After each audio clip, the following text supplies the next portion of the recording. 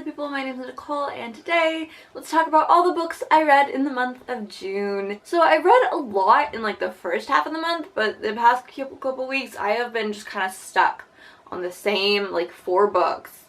I'm reading 4 books right now. I hate reading multiple books at once. I mean, like, I already had 2 books that I've been reading for the past like 6 months that I've been working through, and now I have 2 more that I'm in the middle of, and it's just stressful and I don't like it.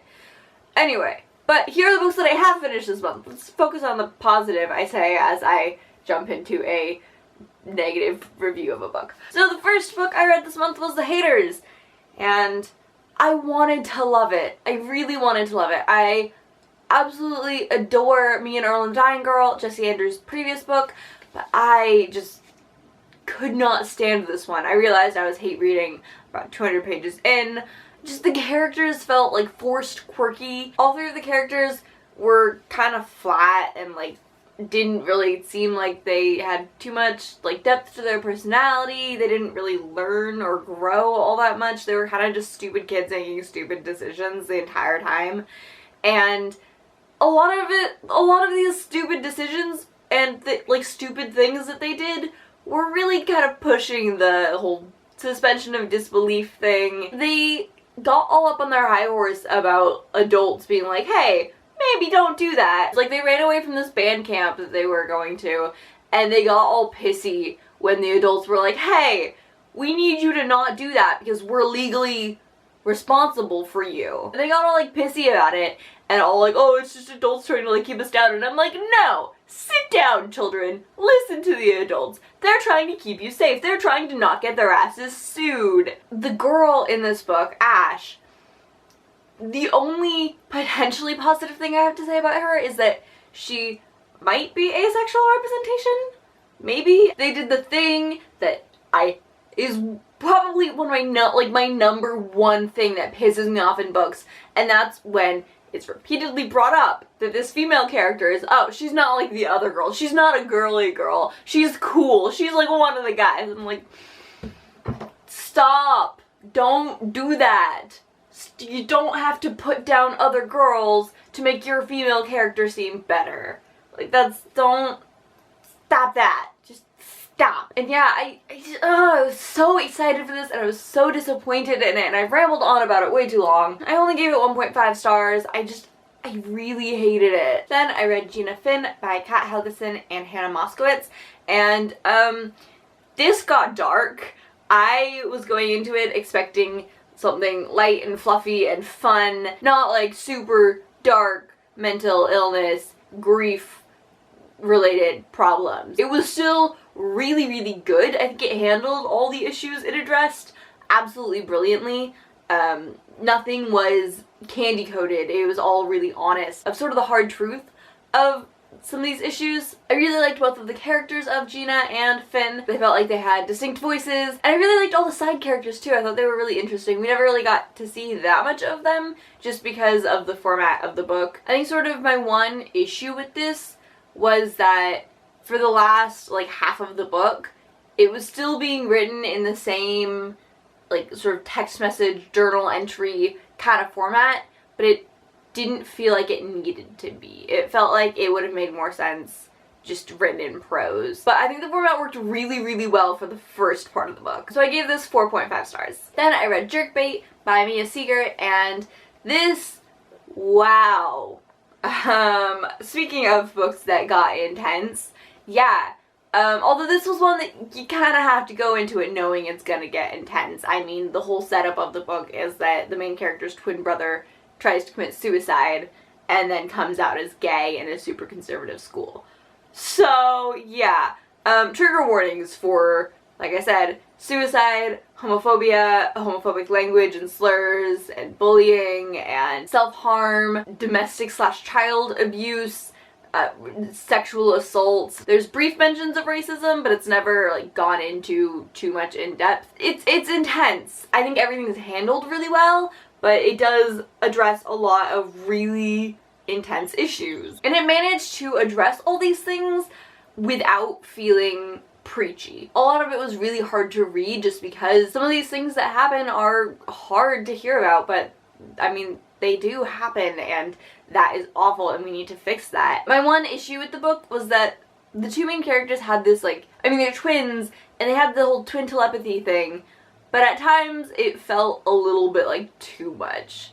Like, I love the concept of twin telepathy. I think it's awesome, but, like, there's a difference between getting this sort of feeling like, oh, my twin's in trouble, and literally, like, hearing their thoughts in your head. And there were no times where I was like, is this supposed to be, like, magical realism? Are we going to, like, urban fantasy here? But no, I think it was just a little too much. So that was my one issue with it. I gave it 4 stars. Then I read what may have been my favorite book of the month, probably will be in my top books of the year, and that is You Know Me Well by Nicole and David Levithan, dream team of authors, and it takes place during Pride, which made me so happy, because, I mean, I read it during Pride Month, and it takes place during Pride Month, and I love Pride Month. It's so happy and exciting, and, like, everyone's coming together and celebrating, and it's so much fun. And also, I think this is a really unique book, because it is very much queer YA, but it's not a coming out story, it's not a romance, it's not struggling with your sexuality, it's teenagers dealing with being friends and growing up, and they already are all confident in their sexuality. They know who they are, and while there are romantic subplots, really the main plot of this book is these two teenagers really just figuring out who they want to be and how they want to relate to the people around them. Obviously, because it's Nicole and David Levithan, absolutely fantastic representation. I mean, our two main characters are a gay guy and a lesbian, and there are also bisexual characters and trans characters, and it's wonderful, and I loved literally everything about it. The last scene made me cry, just because of my own, like, it's beautiful kind of emotions.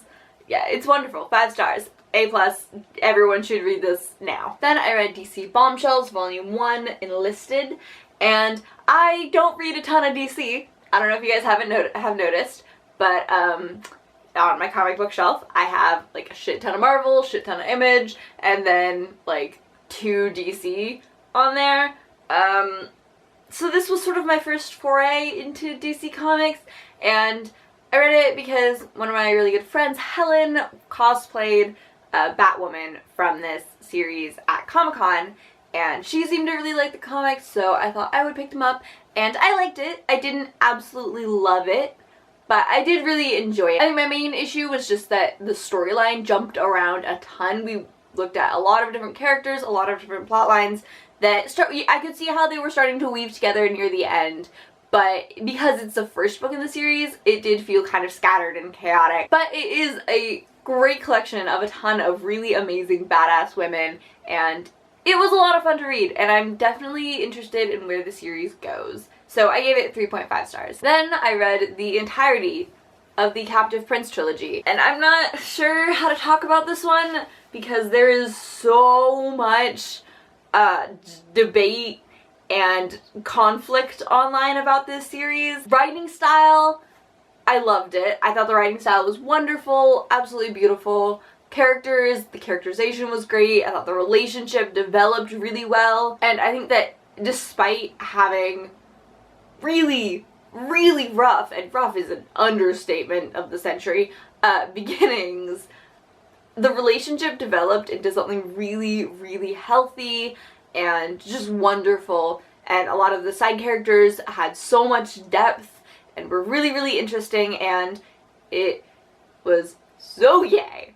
So gay. Like, in one of the 2 main countries, it was considered, like, weird and unusual for people to be straight. And so on that aspect, it was really good.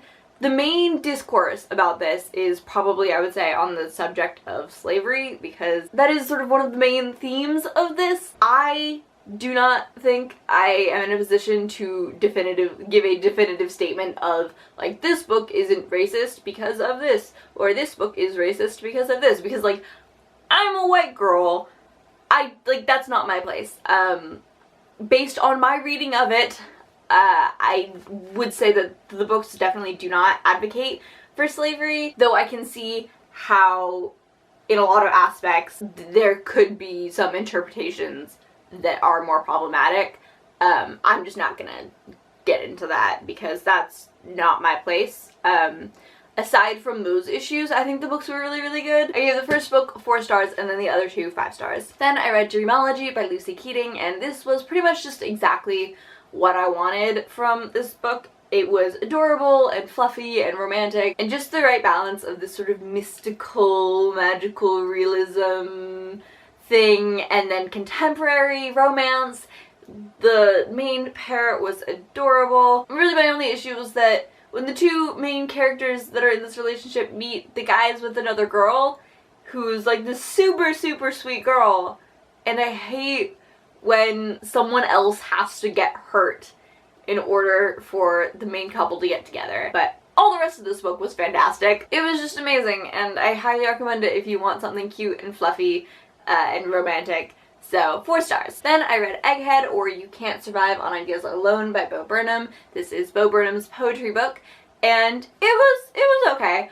I tried to read the poems sort of in his voice, just because I think that's how you get the best humor out of it. So yeah, I thought it was funny at times, but I feel like it would have been better if I could have heard it read by Bo Burnham, just because, you know, sometimes it's hard to get really the full effect of humor poetry when you're just reading it in your own head. There were a couple of them that were like surprisingly deep, and a lot of them that just kind of felt like they fell flat. So I gave it 3 stars. I didn't not like it, but I don't know.